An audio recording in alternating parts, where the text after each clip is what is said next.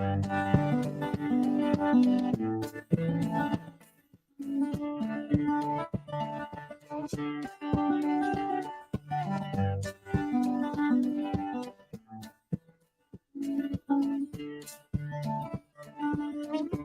to Real Talk Christian Podcast, where we drink coffee and have real conversations on faith, culture, and society. I'm your host, Chris Fuller. And I'm Marc Hyde. And on today's episode, we are sitting down to talk with a very special guest that we met at Revive Fest. The one and only. Joshua Whitehead was there, and we're going to be talking about his life and his new EP that he just dropped, Second Chances. So we're calling this episode, The God is a God of Second Chances. Marc, are you ready to go? Let's go. Let's go.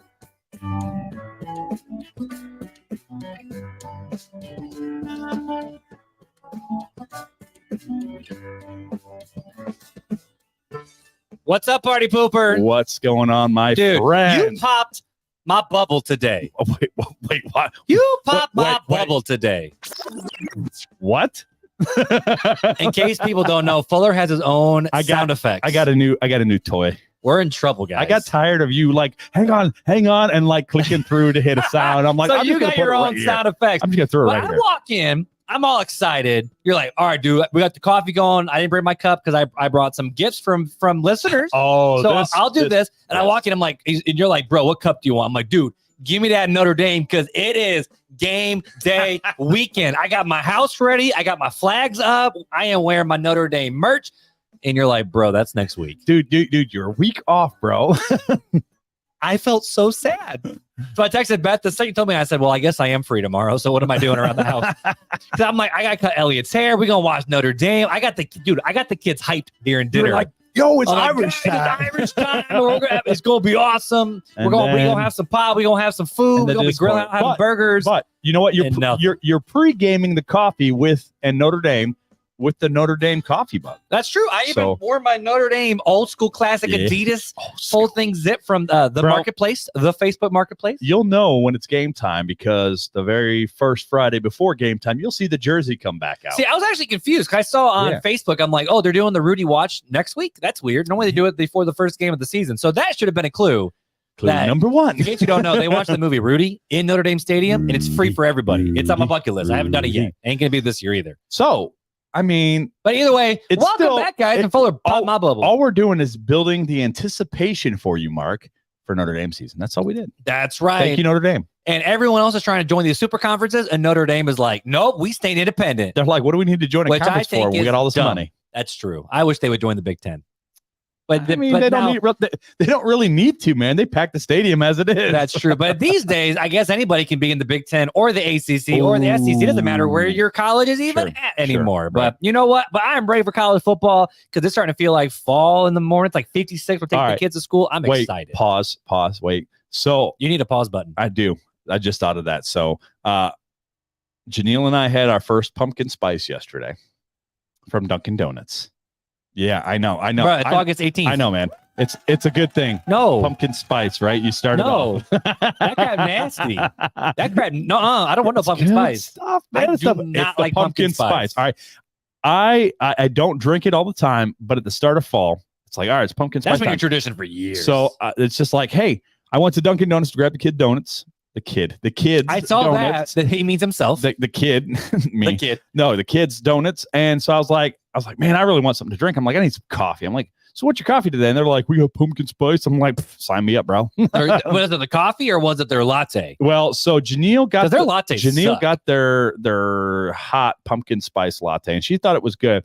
I got their like Frappuccino pumpkin spice latte. Ooh, like where they blend it all up. Oh, bro, their blended frou-frou drinks are pretty good. It was really good. Their blended frou-frou drinks are pretty good. But the actual like hot lattes, they always like the espresso's always burnt. It's okay, nasty. you know I can't just go to like Charbucks or to Dunkin' Donuts and just get straight coffee. That's just disgusting. Lately, I've been rocking that not nitro. I've just been rocking this the vanilla sweet cream. So cold brew. Here's the thing, right, bro? Mm-hmm. So if you go, I looked through the window at the Dunkin' Donuts over here on Lincoln Way. You're creeping, okay? And well, I was waiting there, and I just looked in there, and they've got the beer taps for the cold brews. They got the beer taps. They got them there, so bro. Apparently, Dunkin' Donuts is trying to be a cold brew bar, just like the actual cold brew bar that I went to in Indy. When you're missing that cold brew bar, bro, you can just go get you some at Dunkin's. Dang it, dude. That's wild. But bro, so since we're already talking about coffee, we have a special coffee we're drinking today. We do. It's another Jacoa Which coffee. last time we did not drink any coffee because we had to go to sleep. Yeah.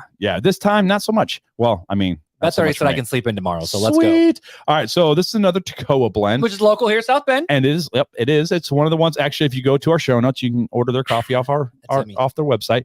So this is one of your favorite roasts. It's an Ethiopian, right? Not roast. Well, not Origin. roast. Origin.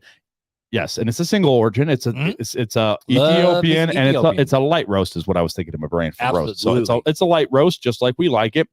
And I made it weak, just like Marc likes it. Yep. And so we're drinking that tonight. That's what we're drinking, bro. Ethiopian, just and it's for some you. yummy stuff, dude. It's the good It stuff. has undernotes of blueberry, and you can taste it. And what is it? It's a body like a wine. It's nice. It is a very nice cup of coffee. You know me, I'm not a big Ethiopian fan, but when I tasted it, It's tasted different. It's not as earthy and gritty as you expect. Yes. So when we had our small group Bible study on Wednesday night, Janelle made some, and I'm like, which coffee is that? She goes, it was this Ethiopian one. See, I'm we've like, been pounding Mexican. well, we Mexican got roast. some more. We got some for visitors. We'll talk about that next episode. Yeah, we got to get into this episode. Yeah. So why don't you go ahead and read the review for us tonight, my I friend? would if my iPad would stay unlocked. Here we go. So this is a review from John. I'm just going to assume this is a homeboy John. Yeah, This you is bro. don't want to say Zhangzi Jinja XONZY. Whenever I see a username with a bunch of characters, I'm like, you're an Android user who just downloaded this just to leave us a review. That's my right. guess. That's But- right. So this is from John. It says, y'all are amazing. You guys need to bring up your old episodes more because every time you upload, I get super excited to listen to another pod that you reference. But I have 2 video ideas, and if you haven't done them yet, then I think they'd be cool to add to the list. How long is this review? Okay. If you don't really care, then that's totally fine. I just really want to let you know how much I love your podcast, how much your podcast has helped me. Oh, I thought I was going to get these like right now. That they're on there, but they're not. I screwed it up after I want to see what this video requests are. But either way, continue reading. I listen to you guys, and you are so Bible grounded, but funny too, and makes jokes and other things. Because I am a joke. You talk about literally everything going on, which is why you should do these episodes. I'm a list. Which is why you should And a do list. these episodes. I'm a list. I don't know. I'm a list. But I love your I love it. podcast. You guys get me closer to God, and I thank Him for y'all. Stay real, bros. Yeah. So if you pull up, I botched that one. that's all right. I apparently can't read. We still love you anyways. I am educated. I promise. I am educated. let's Which side see note, the here. kid just went back to school on Wednesday this week. It has never been so peaceful in my house. What? It is nice Oh yeah. because we kicked out half them kids. Half them fools are You at still got school. the three littles. Though. I got the 3 littles and a Lennox. All right, hang on. I'm gonna. Are we pull actually gonna do this right now? Yeah, I'm gonna pull it up. It's not gonna be that long. All right. Okay, look for the reviewed guy. I got it already. See. So episode ideas: The Chosen. Should people watch? Which we done that did one. that one. We've done that one. In the same note, most pop culture TV like Stranger Things and Office and shows that are popular. So we did one like that. Yep.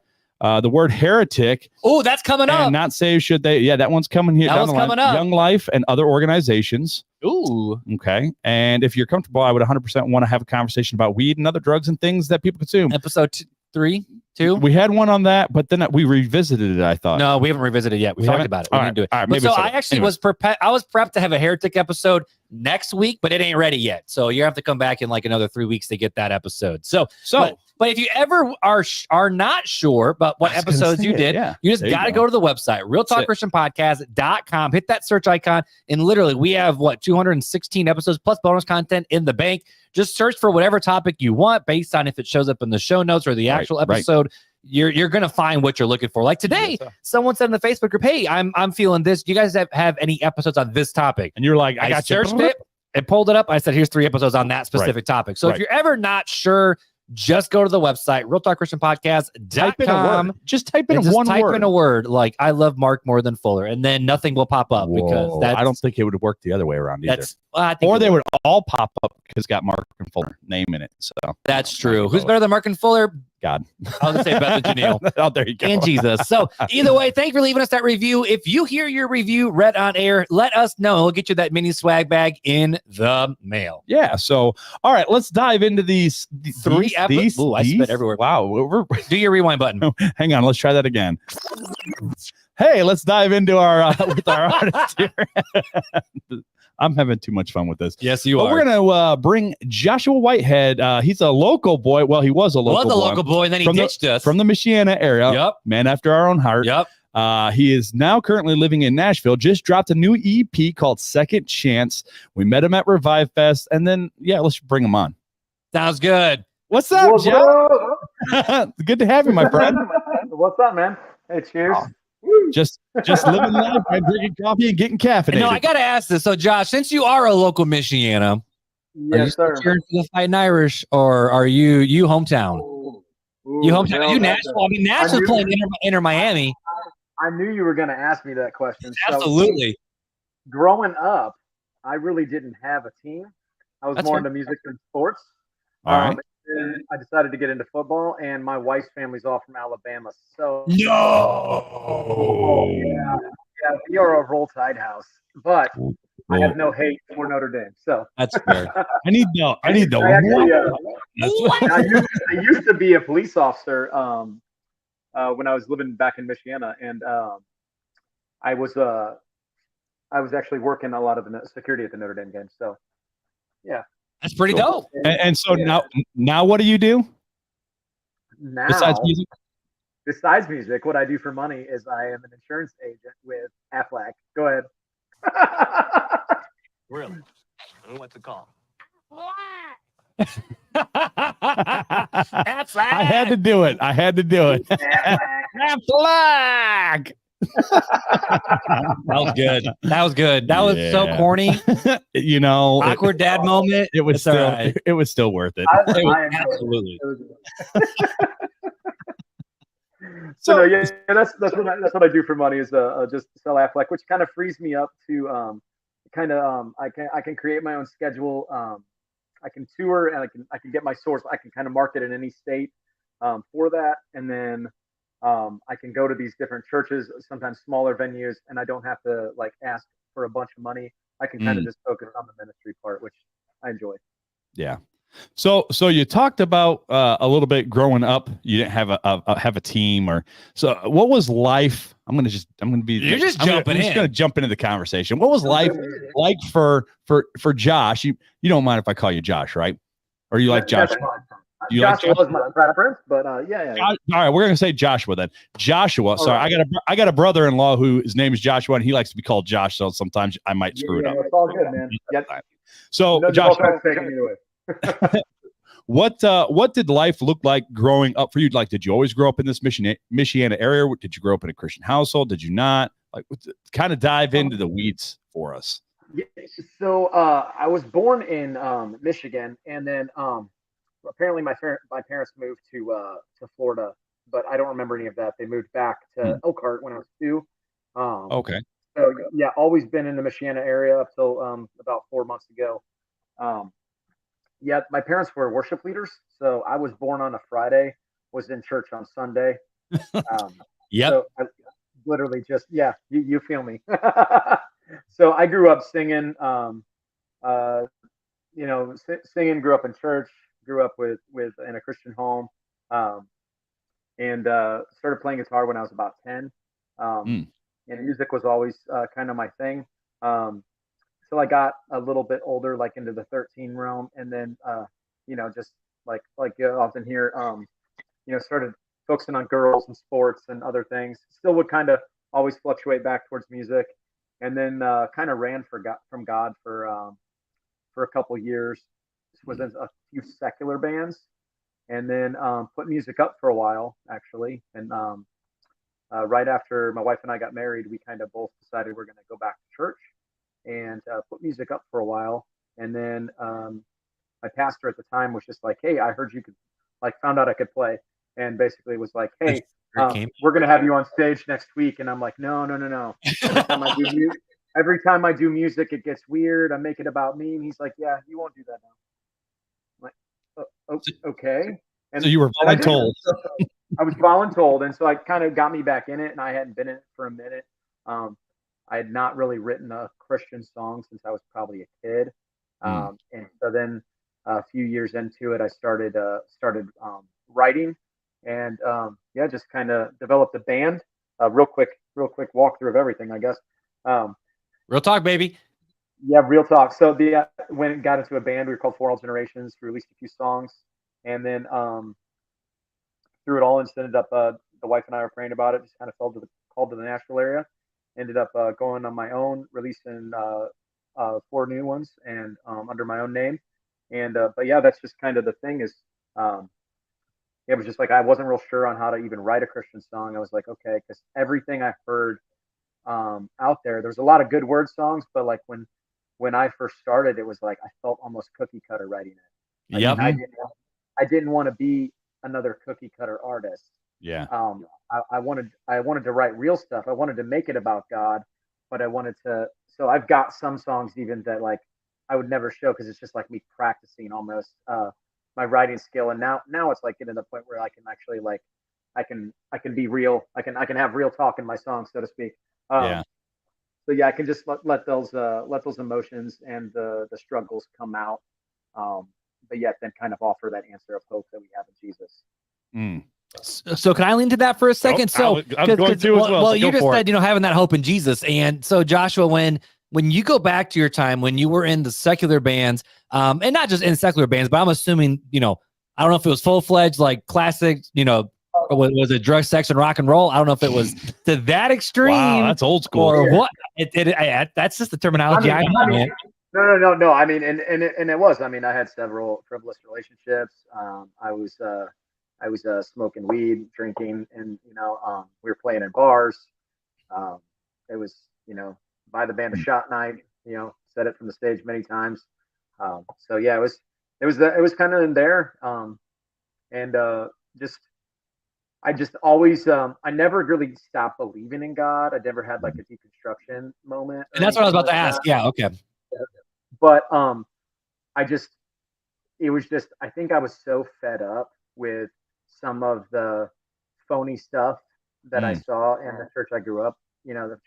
Just growing up in the church and kind of seeing behind the scenes from my parents being worship leaders and stuff. That it was just like had to come to the realization later that that's not God. That was just people. And no matter what church you go to, people are going to be there and they're going to be flawed. So it's more of a question, I think, of I heard somebody say it today. Actually, is like, what are you worshiping? Who are you worshiping? Mm-hmm. Is it the people or is it God? So if you're worshiping the building or the people, then you're probably going to get not probably, you're going to get let down every time. But right. So, leaning a little bit more into that too. So what actually, so your story sounds a little bit similar to mine, which I go over in our podcast to episode 1. And I had the aha moment of like God calling me and bringing me back to him. Did you ever have a moment like that? And if so, what was that moment? What did that moment look like for you? I mean, honestly, it was kind of, when I met my wife, I was still kind of in it. So I wouldn't say like an exact moment, but kind of looking back, it's almost like meeting her kind of, it forced me to grow up. It forced me Preach, to stop. And then it was like, I have a kid. I had a kid with a high school girlfriend, and she's 19, and she lives in New York State with her biological mom. And so I was going through stuff with that, like with like legal battles and things like that, which is all in the past. We're amicable now and stuff like that. And obviously she's 19 now, but I was kind of starting through all that process, and it was kind of my wife who just kind of walked me through that, and just kind of showed me how to like almost showed me how to grow up. Like, hey, these are the spots where you're still being a little boy at, and then I kind of just started realizing too, I'm like, hey, I need to step it up. Like, if I'm going to take care of her, and I'm going to take care of this kid, and I'm going to take care of potentially other kids, which now I have 2 more. It's like it's time for me to step it up and be a dad, and that's an ongoing process. So yeah, sure. Now, how long have you and your wife been together? 15 years. Oh, wow. Yeah, coming Congrats. up in August 30th, man, will be 15 years. So. Well, happy early anniversary. Thanks, man. Cool, man. So, you kind of walk, walked away from God, came back with the help of your wife and helping the maturity grow in you. Do you ever still, especially being on the road from time to time with the music, do you ever have moments where you like really struggle in your faith of like, you don't have the fellowship or maybe temptations from your past come along? And do you ever like struggle? Like, so Mark and I talk about, we have struggles all the time on the Absolutely. podcast. We talk about it. So, what does that look like for you, and how do you overcome those struggles? Well, I would say probably my biggest struggle, if I can honestly, this is real talk. Real So I feel talk, like man. Oh, dang. So no, it's like my the strongholds in my life have probably until even up to a couple months ago have probably all but wrecked my marriage. Mm.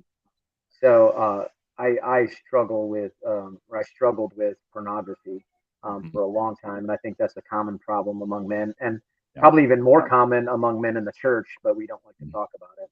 Right.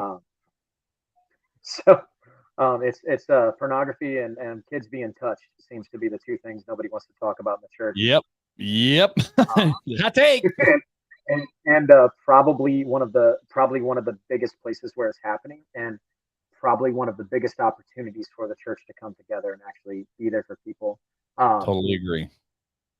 So and even going in deeper with that, leaning into that on my own here, is like I think probably some of the reason I struggle with pornography is because I was touched inappropriately as a kid. Mm. So I kind of I don't remember a lot of it, but thank God.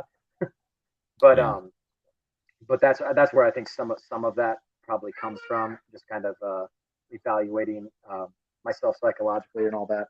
Mm-hmm. But sorry, my kid's trying to get in the No, bedroom. You're awesome, bro.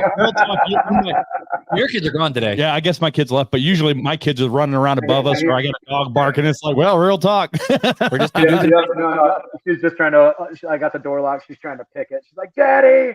She's two, but she's a brute. Yeah. She's like, yeah, I don't know what's up with the 2-year-old generation right now, but man, have fun. I'm telling you, man, We totally. I call her my understand, Sour brother. Patch Kid because she'll like kick the dog and then be like, "Oh, I'm so," and I'm like, "What the heck?" And then she's like, "Oh, I'm so sorry, puppy." I'm like, "What?" Yeah. Yep. That was a home.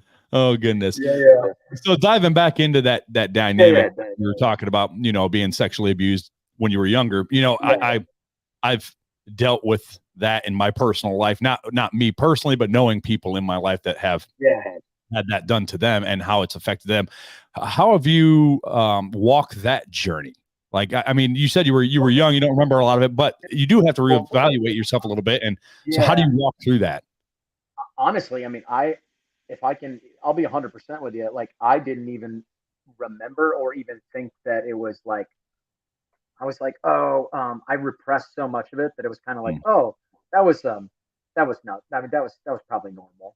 That was probably, and because it wasn't like super, at least not what I remember, like super intrusive. If I can, kind of keep it PG. But but so it's just like I'm like, oh, that's probably normal. Like I don't know, maybe not, I don't know. And then I just like forget about it because put it in a compartment in the back of your head and let it go. But walking through trying to go, okay, I've got to fix my marriage. So started going to Christian counseling, things like that. The counselor starts diving into stuff, and I'm like, oh, well, there's this, and he goes, there it is. And it was like, and I was like, so what do you think there was other things? And I was like, well, that was kind of normal though, right? And he goes, do you touch your kids like that? I'm like, no, never. And he goes, well, then it's not normal, man. Right. That's called abuse. And then he's like, think about it from the outside perspective. So then I started thinking about it, and I'm like, crap. And I remembered a little more and a little more. And I was like, do you think it was worse than that? He goes, probably.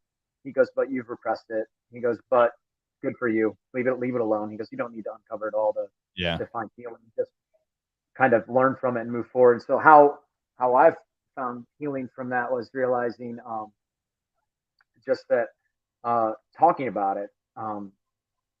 Like I said, I used to be a police officer, so there was sometimes where I heard I would have to work cases. I was a detective, so I'd have to work cases. I wasn't in that unit that did it all the time, Yeah. so we all had to be cross trained. So I had to work cases sometimes with kids that were inappropriately touched, and it was just like sexual abuse and stuff. And then a lot of times it's going on in the church. And I mean, I don't know how many kids when I started talking about this, 3, 4 kids. Every single time I play the song, talk about it, somebody comes up to me afterwards and is in tears and says, "Hey, thank you for being so brave to talk about that, because it happened to me, or it happened to my daughter, happened to my friends." And it's like, dude, this stuff is everywhere. And it's like we're not talking about it. But I mean, the biggest thing for me is running to God instead of running from Him.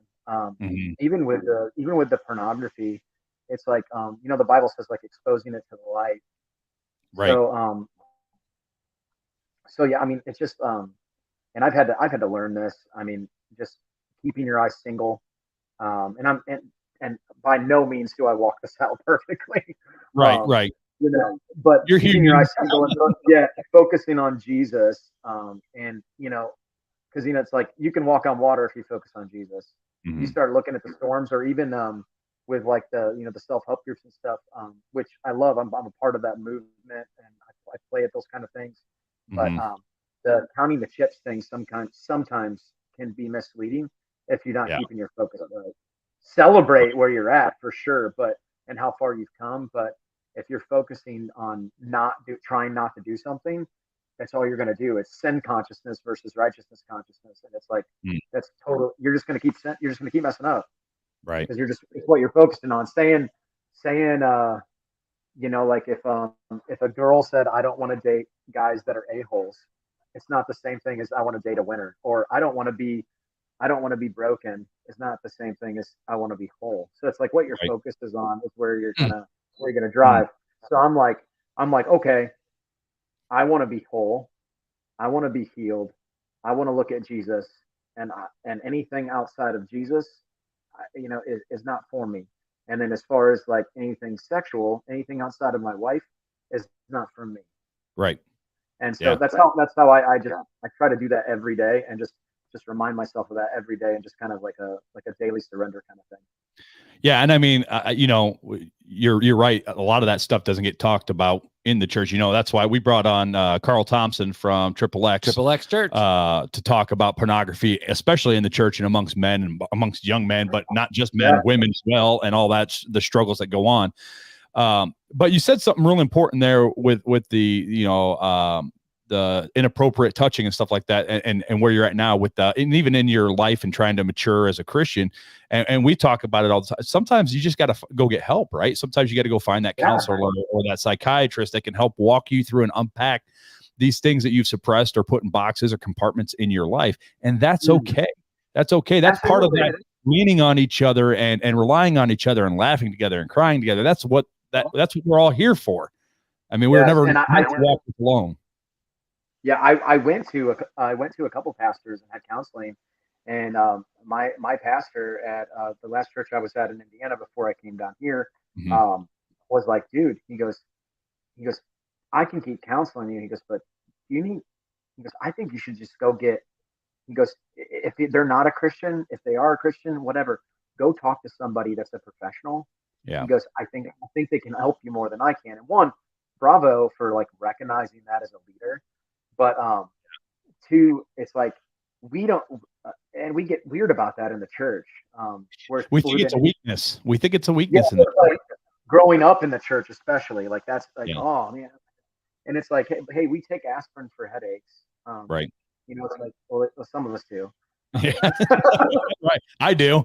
Eat that stuff like candy with my body aches. Absolutely. So I mean, I think that God invented science. God made science, and so He made men to study those kinds of things, and we've learned those things and it's what we use it for that matters. So is it helping or hurting? So it's totally fine to get help.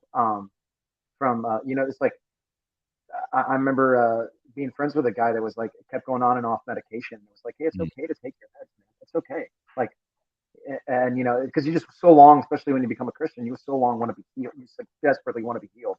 Right. So it's like it's okay to be in your meds. It's okay to take to go get help at a psychiatrist. So I honestly learned a lot from that, Mhm. and was really able to process through some things that I probably wouldn't have been able to if not. So Mm. So, you've talked about, oh, I say you, I mean, it is you, but we've kind of talked about, I don't want to make you think like you're yeah. just talking to a camera. No, you're good. I can see you. Yes. So we've been talking about, life growing up, how you got interested in the faith, struggles within your faith, being on the road. Uh, how has being on the road and this journey that you're on right now, how has that affected your family dynamic? Like, what does your family dynamic look like? I know you're not doing it full time. You still Yeah. have an actual job. I say actual, musician's an actual job. Sorry, but wait, hang on a sec. Let me. You still have your regular job. Day job, weekend warrior, baby. What does that look like for your family dynamic? I mean, luckily, God blessed me with a 10. Neil Young talks about finding a wife with a heart of gold, or Mhm. finding somebody with a heart of gold. I'm like, yep, right here. I done found that. My wife, even despite all my faults, has uh, has loved me unconditionally the entire time. Bro, our And wives sound the same. dude, it's like All of us. I don't know what kind of patience God gave her, but I do not have the same level of it. Mm. But I would not put up with me, but she does. um, and just the support of, like, I mean, even growing up, my parents were super supportive. My family is supportive. But my wife, like, definitely, like, she's 100% behind me. Like, even when she's upset or anything like that, is still like always pushing me to be better. Hey, like, yeah, this would be hard for our family, but God called you to this. You prayed for these opportunities. She goes, you didn't pray for him to say no. You didn't pray Mm. for him to stay at home. So it's just like, it's really humbling when she says stuff like that to me, because it's like, just makes you realize, you're like, man, I probably should be a better husband. Now, do you take them on the road with you? Sometimes. So Yeah. I took my son is Steven, he's 11. So he went to Revive Fest with me, actually. Oh, cool. So that was fun because he was on summer break. The next one was the week before school when I went to Wisconsin. Yeah. So and that was the first time I've actually ever toured, was Revive Fest. So Oh, cool. this is all brand new to me. That It's is been dope. Yeah, I saw you. Dude, Went, it's been like, Baby. you went to that. What was that? It was some restaurant or something like that, and you guys went in and asked if you could play a oh, yeah. song.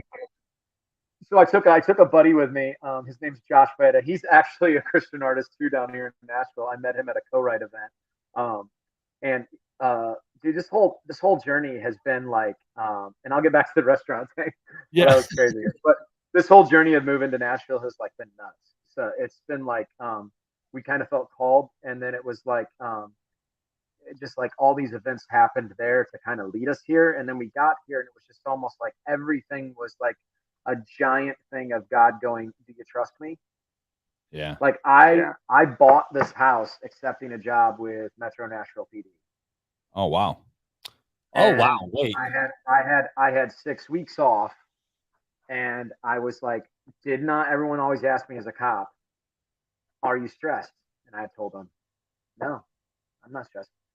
And then I had 6 weeks off, and I was like, okay, maybe I'm more stressed than I thought I was. Mm. Like, because I felt like the weight of the world was finally off my shoulders, and, Yeah. like, I felt like taking that job would have been me, like, voluntarily sticking my head back underwater and letting somebody drown me. Wow. And I'm like, I can't do this. And I told my wife, I was like, she goes, well, you better start looking for something else. I, for the first time ever, took a full 100% commission job with Aflac. So I mean, that alone is scary. So I'm busting my butt every day to do what I can with that. And I mean, honestly, I was at One Fest, on my way to One Fest in Wisconsin the week after Revive Fest, and we needed a certain dollar amount to pay our bills for August. And I woke up Saturday. My buddy was driving, and I woke up and I had just a little bit over that in my Wow. bank account, the commission I closed. And then it was like, and then I got paid for One Fest. which I knew about. But then when I went to the coffee shop, they paid me, and I was not even expecting that. Oh, that's awesome. So it was just like blessed. And then I sold merch, and it was just like, what? I made that much on merch sales? Like, oh my God! I was like, why did I even doubt? Because I'm like down to the second. I'm like, man.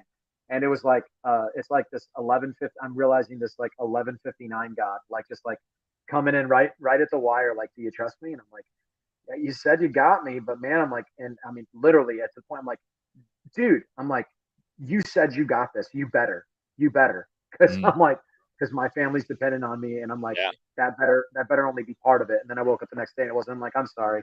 Why did I doubt you? Right. Sounds a lot like Peter, right? And don't we all have a little Peter in us? Yeah. I feel you. Everything you're saying, I'm like, man, this guy's living my life. Well, and I think it's just all of us guys that are about the same age, grew up at church. It's we have all probably similar stories. Just kind of relating to one another. So I'm glad we can talk about it because right. But the family dynamic. Going back to that, the family dynamic is just my wife. Like, she's just so encouraging on everything. I had right before we moved to Nashville, it was my first time I ever went to Wisconsin, and I was like, hey, I got these three or four shows in Wisconsin. I said, we move on Tuesday. I'm going to be gone Thursday through Sunday afternoon. Do you want me to I'm like, they're just offering it to me. I don't have to say yes. And she's like, you didn't pray for opportunities to say no. Right. And I'm just like, dang. Man. I was like, well, you got me there. And it was like, it was just one thing after another. Just, wow. I'm just super blessed to have her and my kids, and like how my son just loves coming with me. So that's awesome. I got a little girl. She's 2. She's not coming with me yet, but I'm sure she'll probably love it. The now, restaurant. Does your wife does your wife work? No, not right now. No. Wow. She was for a while before we moved, and then when we moved, I was like, hey, we got this because I'm going to be making enough money with Nashville PD, and then I ended up doing that. So I was like, I kind of, but no, I think we made the right decisions. Just kind of letting, praying about things, letting God guide us, and I know, like, as things start flowing, it's like, we made the right decision. Like, things may get a little rocky here and there, but we made the right choice. And then it's like she's actually, but right now she's actually she makes salsa, and she's a really good cook. So she's making salsa right now and canning and jarring that stuff. And that's cool. Starting a little business called Labor of Love. So she's going to be rolling that out sometime here shortly. So cool. Yeah, I mean, both of our wives, they're stay-at-home moms too, so we totally get it.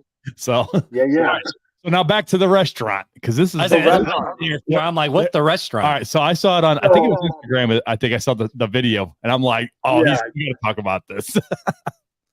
So my buddy Josh Beta, who, like I was saying, is also an artist. A bunch of Holy Spirit stuff happened where it's just like I needed somebody to do camera work. I'd written a song with him. The Holy Spirit kind of just said, hey, you should call Josh Beta, see if he could. So I don't need anybody to take like music videos. I just need somebody like do like an iPhone gimbal kind of thing.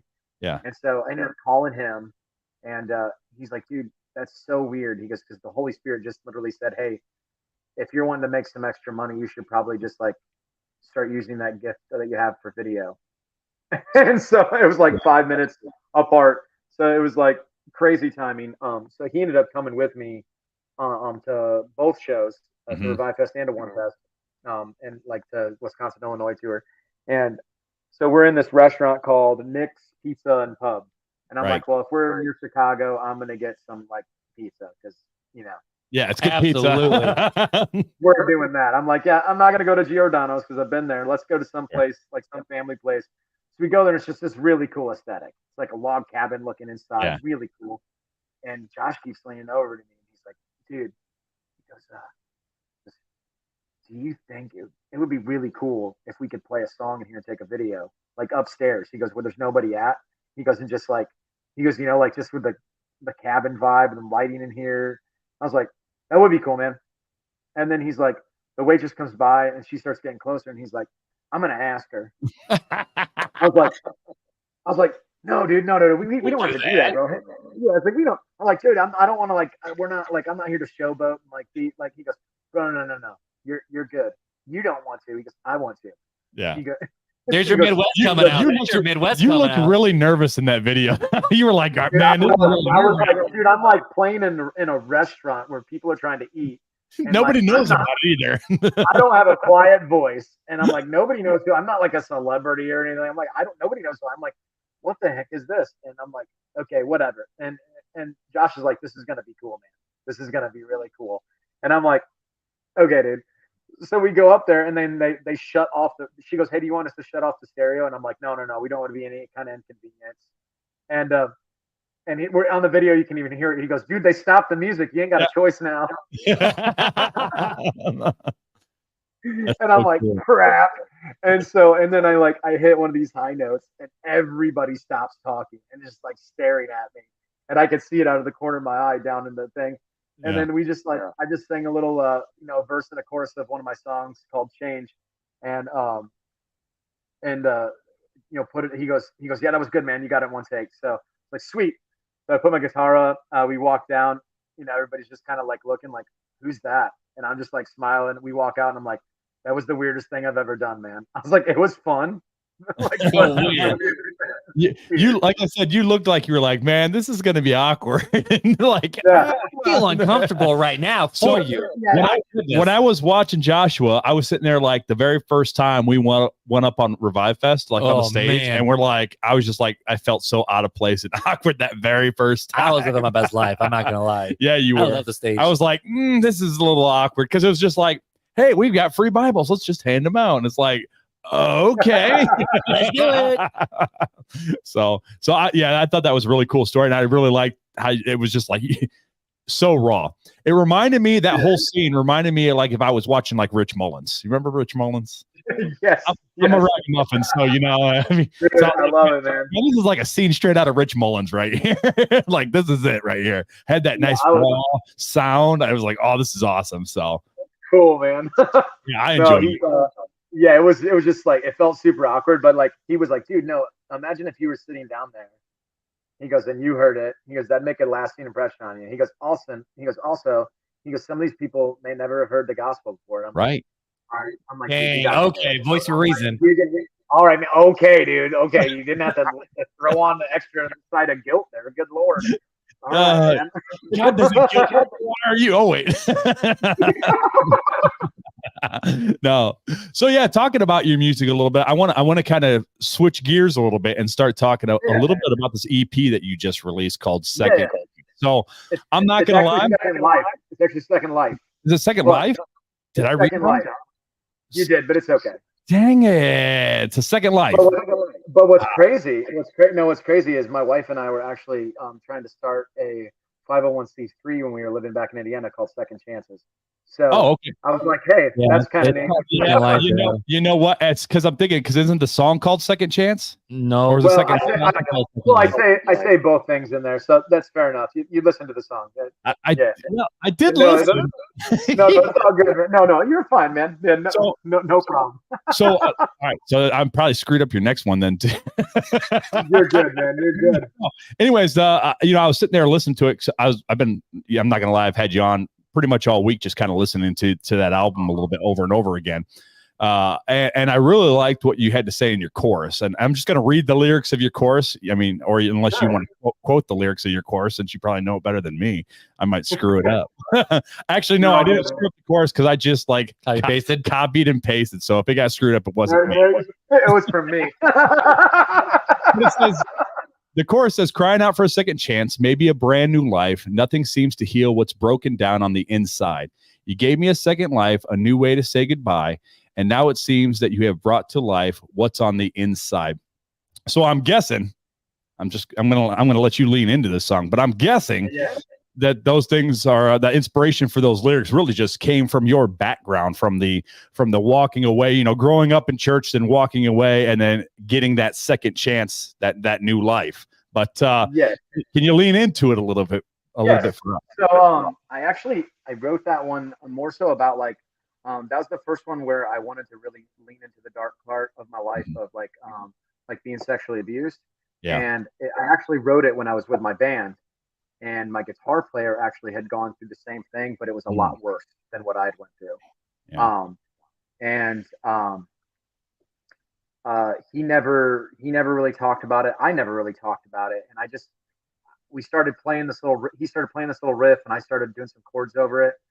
And I looked at him. I said, "You know what, man? I think it's time." He said, "Time for what?" I said, "I think it's time that we both talk about what we've gone through." I said, I think it's both time we talk about like how we were both molested." Mm-hmm. And I said, "You let me know if you're ready to do that or not." And he was just kind of like, I don't care." And I'm like, "Well, no, you really take the time, you know." And he was really cool about it. So like, he's an awesome dude. And he's like, "I don't care, man. That's fine, you know." And I was like, "No, I mean, I get you're saying it's fine, but like, take the time to think about it. Let's write it." And he's like, "No, seriously, man, let's do it." And he was right on board.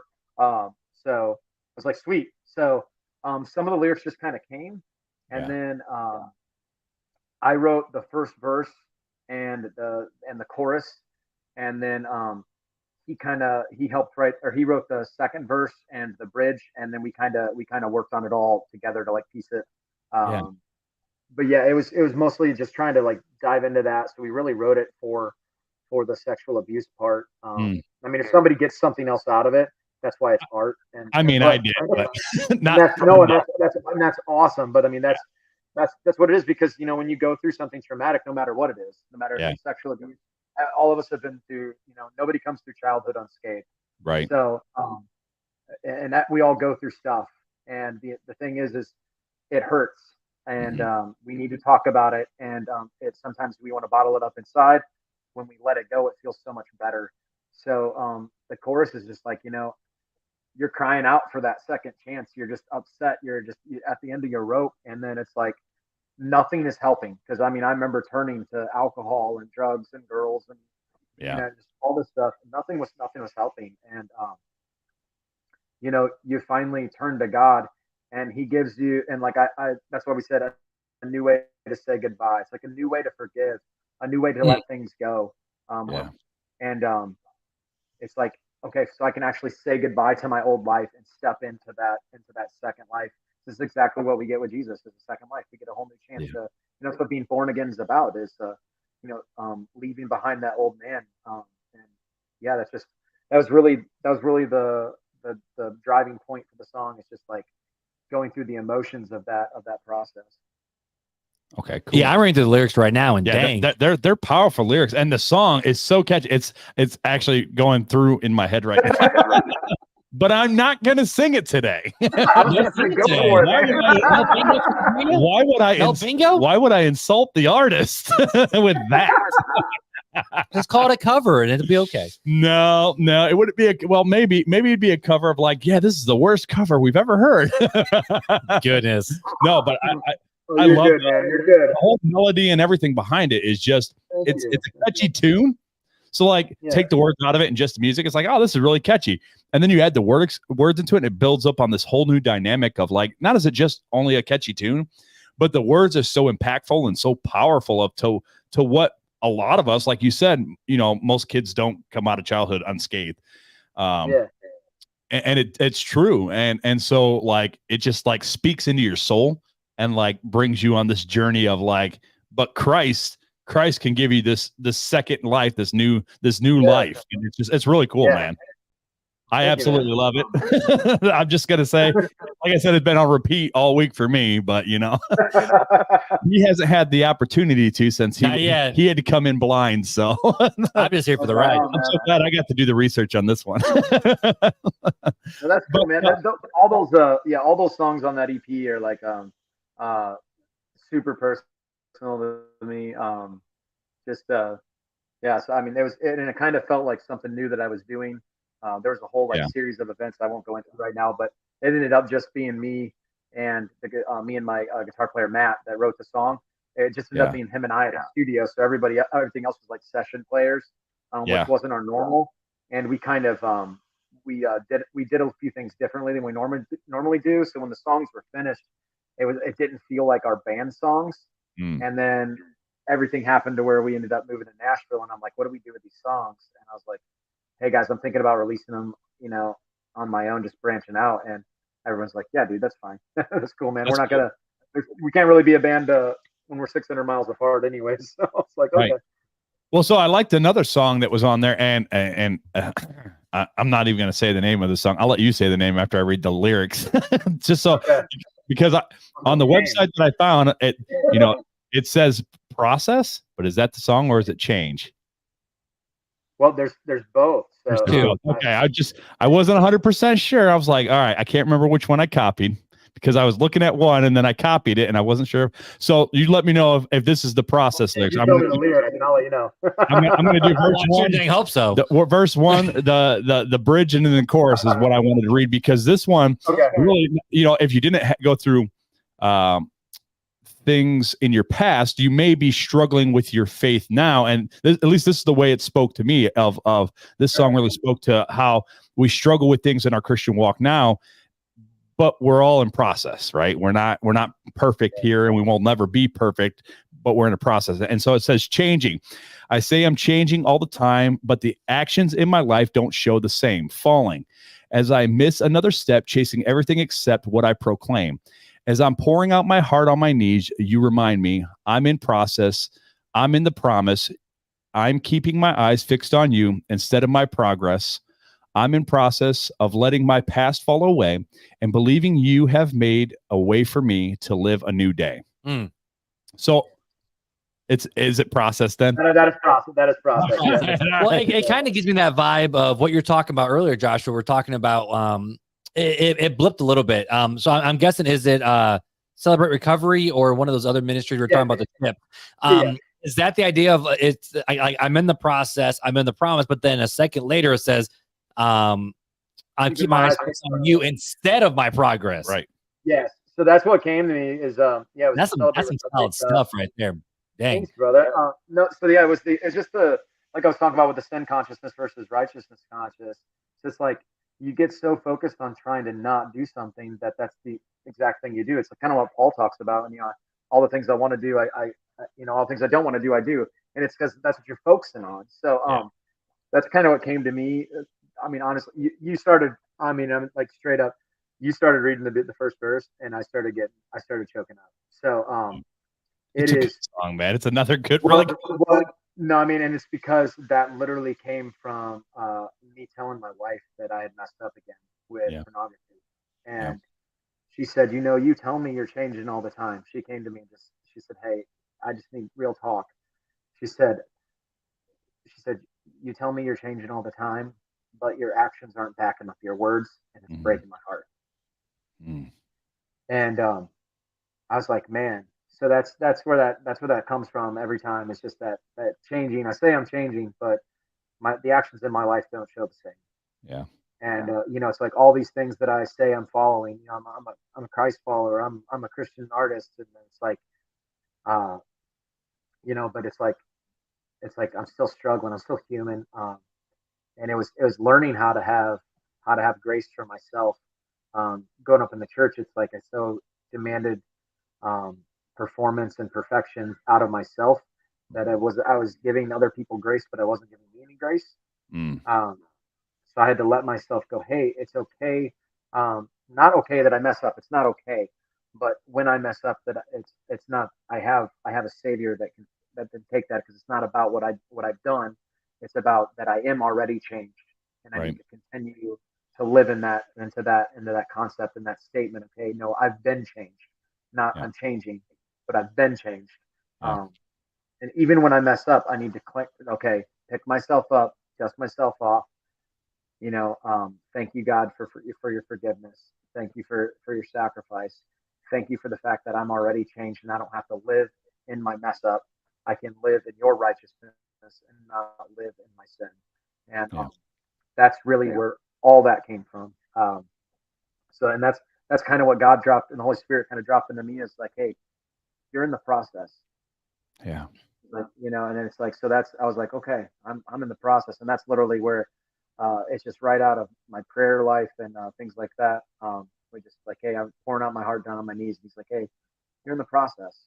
And but stay there in the promise and keep your eyes on me. So that's really. So if you don't mind me asking, practically speaking, what do you do to do that? You know what I mean? Because it's like, it's one thing, like even what your wife said, you talk, but I don't say the walk to back it up. And so yes, I mean, as Christians, I know it sounds like you have a similar story to what we do, or you have people in your life where it's like, well, man, you just ain't praying enough. You ain't got enough faith. You ain't got enough this. Yeah. And it's like, it's freaking hard. Like, this is hard. And so Yeah. what do you do to not just brush yourself up and get up and keep going, but those actual day-to-day things that you're doing in order to keep your eyes on Jesus, but then also not focus on the things that are ripping you, trying to rip you down too.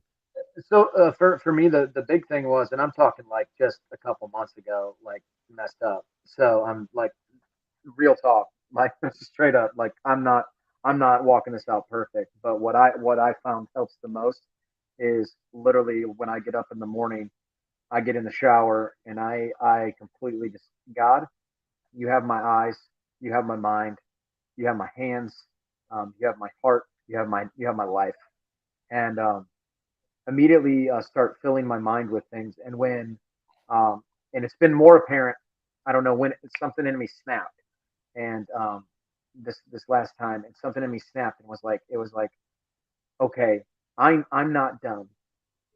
I know when things are tempting me.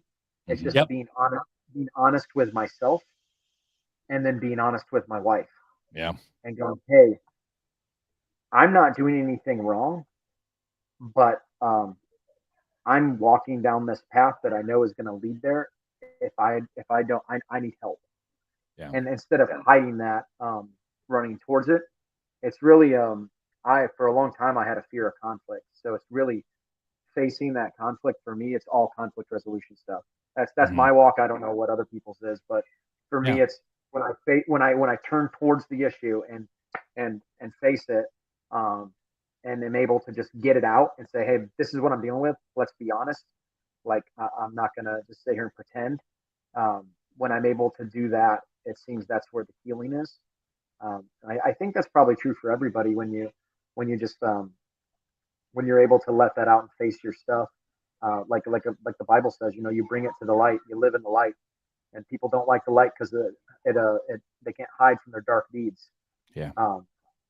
Like it says in John. So it's like for me, it's just um, literally like when I feel myself, you're scrolling social media and you see something and you want to look at it too long, like put the phone down, put it down completely, and then okay, I'm gonna go read my Bible, or I'm gonna go pray, or I'm gonna go turn on The Chosen, or I'm gonna turn on some other movie that I know is not gonna, some other Christian thing that I'm gonna go listen to some worship. I'm gonna do something that puts my eyes back on my source Mhm. instead of on this counterfeit thing that's trying to steal my attention, steal my worship, and quite frankly steal my heart and my life away from what God's calling me to. And I'm not trying to sound cookie cutter saying that. That's just literally where That's I've That's got your to life. be. That's it. Yeah, I've got to be there, or I'm literally going to be right back on my face again.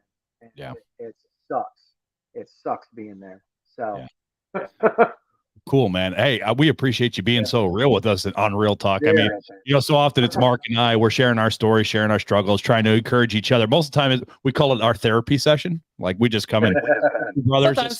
just be in therapy. I mean, one of our our highest rated episodes is called "Struggles of a Christian Walk." Honest struggles of a Christian walk. I mean, Yep. that's what it is, and it's just hey, let's talk this out, and that's all it is. So we really appreciate you sharing with us. So as we're kind of winding down, I've got yeah, one more question that was asked of me to ask you, for and sure. then after that, if you got anything else you want to say, or if Mark's got any other follow up questions to it, we'll go that route.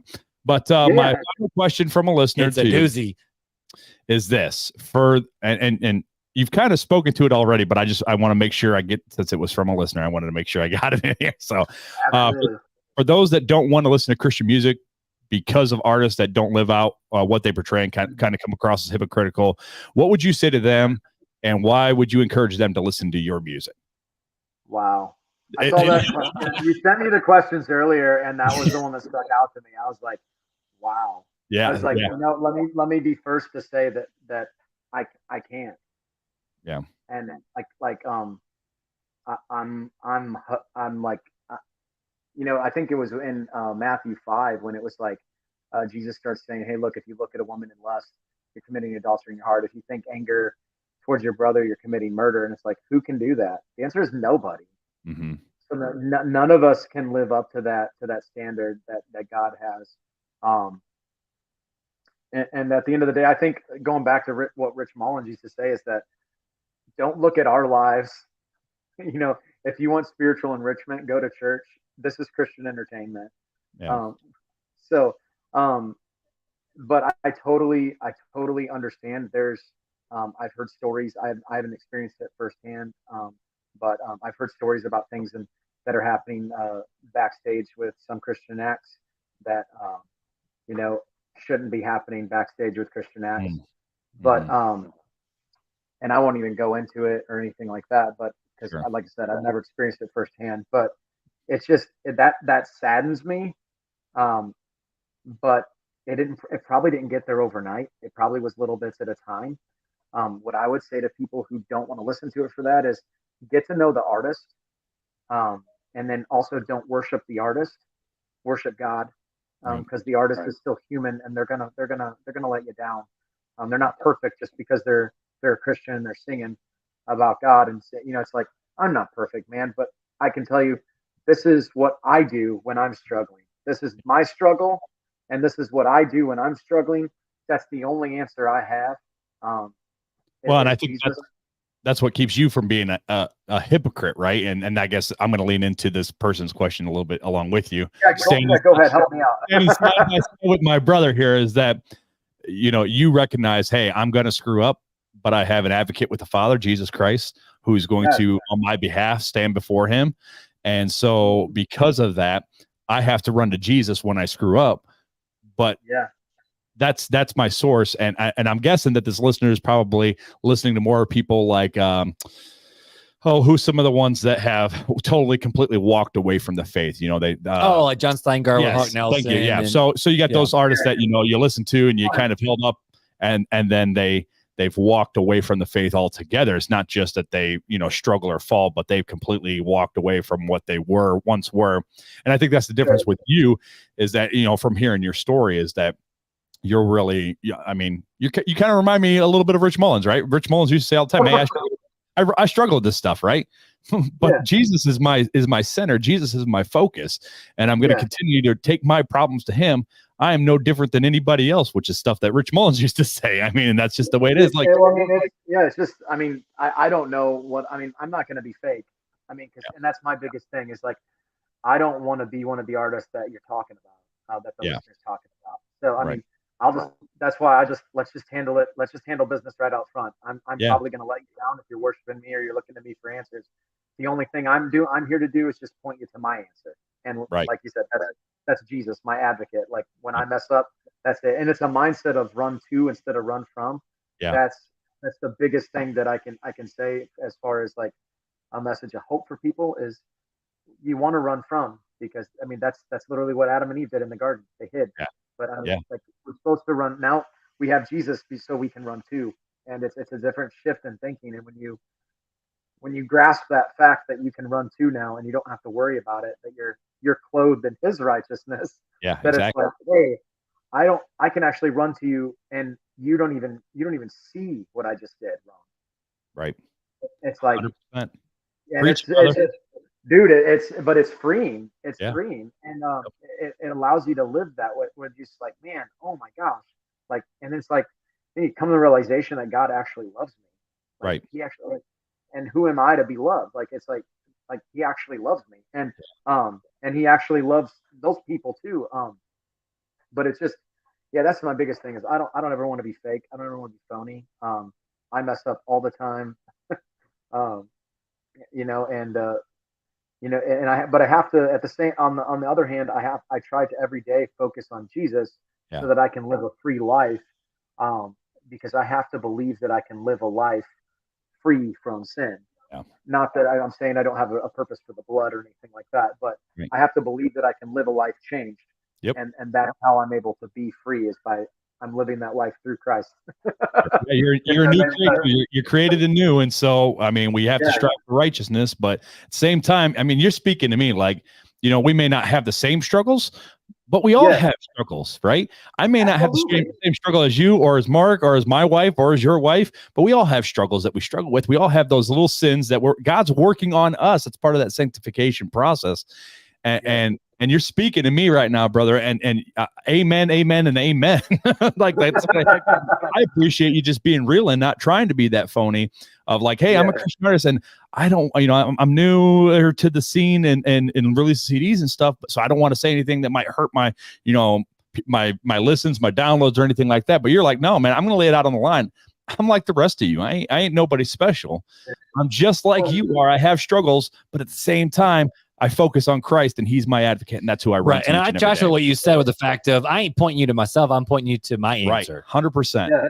Well, and like, even the thing too, is like, we get, like I've been, I understand like there's like a psychology to like stage presence and like, like doing things like that. And it can be very tempting to use that and take it all in for you. Yeah. Like, yeah, I got these people to do that. I got these people to clap. I got these people to enjoy this. But it's like with Christian artists, I think if you want to know the difference between one that's going to be, one that's going to be phony or hypocritical, and one that's going to be real, is first of all, are they pointing you back to Christ and away and not to themselves? They're just being a vessel. And then do they have a testimony? Yeah. Because if you ask somebody to tell you your testimony and they can't. Yeah. I mean, it's First Peter 3:15 talks about, you might be a redneck here. Have, right? I mean, that's what it's about. And so, all right, Mark, that's all I've got for him. What you got anything? I don't know, man. I've just been sitting and listening to the conversation and try not to interject too much and muddy the waters. If you don't have anything else, I think, Joshua, is there anything else that you want to talk about that we missed? Sure. Actually, you sent me another question. I'll go over it real quick. Sure. Because I was like,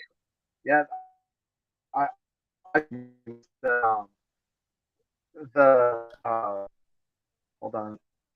Encourage those who are struggling with their faith. So, I just say, like, I know lots of people who have done like the whole reconstruction thing and or deconstruction thing and struggling with their faith. And if we're short on time, let me know. No, but hey, listen, we don't have time limits here, brother. You talk as long as you want. Okay. But no, like I know some people who struggled with that deconstruction stuff, and my one pastor says there's no such thing as atheists; they're just butthurt Christians. And I always laugh at that. But I know some people who have walked away from the faith and still friends with them, still talk to them, and we're able to have conversation about it and not about it, which is good, I think. But a lot of times it's and even people that I'm not friends with that I know that are a lot of times they portray anger. They portray anger towards, just kind of like on God's not dead. It's just like you sound like you're angry with a God you don't believe in. Yeah. So I think a lot of times what happens originally is that we're blaming God for things that aren't God's fault. This world's broken, the world's fallen, and there's some things that are our fault, and we have of course the concept of free will and all that as well. So if we don't have freedom to choose, then we don't have freedom to love. And if you're struggling with your faith, I would say that just I always go back to the free will thing. Like I have spent plenty of times. It's that run to, not run from thing, like I was talking about. I spent plenty of times just yelling, cussing at God, yelling at him, just like, what are you doing? Why did you allow this? Mm-hmm. Just angry. But it's going to him with that. I think that's helped me stay focused instead of keeping it hidden and going, well, I'm just not talking to God anymore. It's just been that facing him, going, why? And you know what? Sometimes I may never know, to be honest. I may never know why, and I don't have any answers for anybody else on why bad things happen. But I do know that I think when we run to God with issues, even if we're having issues with God, that we need to run to Him for that and address it with Him. I think that's so much healthier, and you'll probably find your faith stronger in doing that, even because you'll realize that you start getting answers back, and you're like, man, okay. I don't know if you all listen to it, but Corey Asbury has a new song out called "Kind," and he kind of addresses that, and it's like that's where my head went. Yeah, and it's like I was like, wow. And if you haven't heard it, go listen to it because it's amazing. But yeah, I mean, I think that's the biggest thing is that you go, you run to him instead of from him, and that just creates this stronger faith of not being afraid to be. It's okay for me to be mad at God as long as I'm telling God I'm mad at him. Yeah. But when you hide it, I think that's when it turns into bitterness, and then you start going through the deconstruction phase. But yeah, that's the only other thing I saw in there that I was like, man, I really want to dive into that just a little bit at least. Yeah. I'm glad you did, man. Yeah, definitely. So Joshua, tell us, or tell the people, because I already kind of know, and Mark, tell the people and Mark where they can go to find your music, your merch. Like where can they go to find the things? All the things. So yeah, I'm on like all the streaming platforms. It's just under Joshua Whitehead. What last name is just like it sounds, all one word. Yeah, don't worry, we're gonna put it in our show notes too, so people can scroll down. And I have a Shopify store that's linked to my Spotify. So my merch is all on there. You can get hoodies and T-shirts that say "I'm in the process," which is cool. I wear one just not just because it's mine, but because I want people to know that I'm in the process. Right. Be patient with me. But no, yeah, it's on the Spotify, Apple Music, Amazon, all the streaming things, YouTube, all that stuff. YouTube, Instagram, Facebook, and TikTok, it's Joshua Whitehead Music. So, and all the other things, it's just Joshua Whitehead. So either look up one or the other, you'll probably find me. All righty. Anything else? Oh yeah. Sorry, didn't mean to step on you. Nope, go ahead. I was gonna say, yeah, I'm working on some new stuff right now. I got a couple songs coming out. I should be releasing one new one in somewhere around October-ish. So cool. Looking forward to that. Right after this episode airs, right? Pretty close to right after this episode airs. Sweet. October, I think it's when this is gonna go. So well, cool. Awesome. I think the first one I'm gonna release is called "Maybe the Sunrise." So that's kind of a cool thing I wrote with a buddy named David Delgado. He's another Christian artist, and cool. Yeah, that's just kind of it's kind of going into this whole idea of just leaning into God and trusting Him. This whole kind of season that I'm in right now, and just the words are just kind of like, maybe the sunrise will lead me back home to you, and maybe the sunrise remembers your mercies are new, because there's sometimes we get forgetful, but just kind of a cool little concept we were playing with, and yeah, really excited about that one. So that's dope. Awesome. Well, Joshua, man, it was a pleasure. So thank you for sharing all that, man. Yes, thanks, brother. I appreciate you being on. Hey, thanks for having me, guys. It was awesome. Good time, good coffee, good talk. Absolutely. Before we go, though, we have to christen you, yes, my friend, with our favorite part of the show. Well, second to you. Second favorite part to you. One of the favorite parts of the show, and this is probably the main reason why people hang on every single episode. Maybe. It's time for Fun Facts with Failure.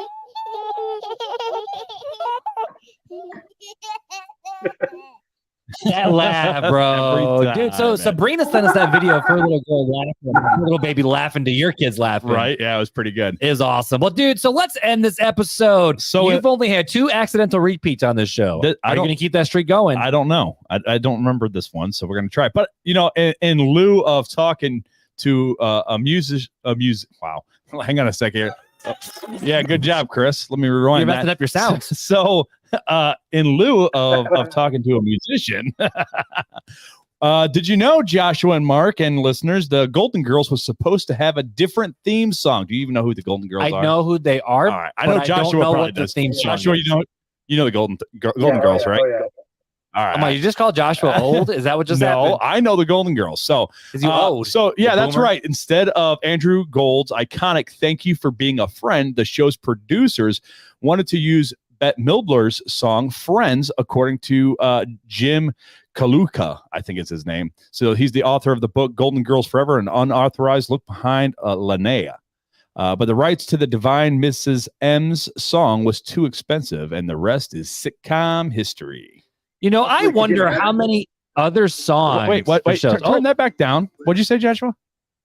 Could you imagine if they would have used Michael W. Smith? Right? Oh, wow. He's And another, just like we that, got another Joshua Michael fan. became Yes. the Fullers, both you and Janelle. Well, no, Janelle's is Stephen Curtis Chapman. She but loves mine is Lisa. Michael W. Smith. So That's true. speaking my love Dude, language right I now. listened to that on. I grew up on that on tape, man. On my walk. Oh yeah, me too. That's freaking wild. Like the best decade, right? 130% right See, there. I'm the tooth and nail decade, man. No, so that's later. I remember that too. That was when the Discman came. I got into Tooth and Nail. So. Yep. Well, Joshua, thanks for being on with us, brother. We appreciate you very, very much for taking some time out of your Friday evening to hang out with us. Man. Well, thanks for having me. It was a fun time. All right, Joshua, we're gonna take you back to the green screen room. All right. thanks, Josh. All right, man. We'll see you. Thank you. Brother. Well, guys, just like always, it was an absolute pleasure having you guys hang out with us for another episode of Real Talk Christian Podcast, where we got to hang out with the one and only Joshua Whitehead. So as he said, make sure you check him out on Spotify. Let's boost those Spotify streams, okay? Because homeboy's got to eat. Yeah. Homeboy's got to eat. He's got kids to feed. Absolutely. So make sure you check him out. If you don't have a good memory, just hit the show notes. We'll have links to all the various different things. Yep. But what else can you find in the show notes, Fuller? You can also find, well, not only Toccoa Coffee, but you can also go to realtalkchristianpodcast.com, where you can find all the things, including our YouTube link. Yep. So if you haven't yet, go over, hit that subscribe button, hit that bell notification. You have a real bell now? Yeah, brother. You have a real bell? I'm so excited. I can't do it. No, you don't need to do the ding no more. Oh, dang it. But hit that subscribe button, and that way you guys are notified when we're on, because you never know when we might be going live or just dropping whatever. So, and to continue the conversation, make sure you check us out on Instagram, Facebook, and join the online RTC Facebook community, where there's, I don't know how many thousand people now. There's well over 1,000. I think it's over 1,100 now. We're growing, we have man. Daily conversations, and so you guys who are putting in different conversation topics every single day, I just want to say thank you for keeping the RTC online community something special. Yeah, don't make it suck. Don't make it just suck. Don't make it suck. Well, we love you guys. Make sure you leave a rating review anywhere you listen. But until next time, take it easy.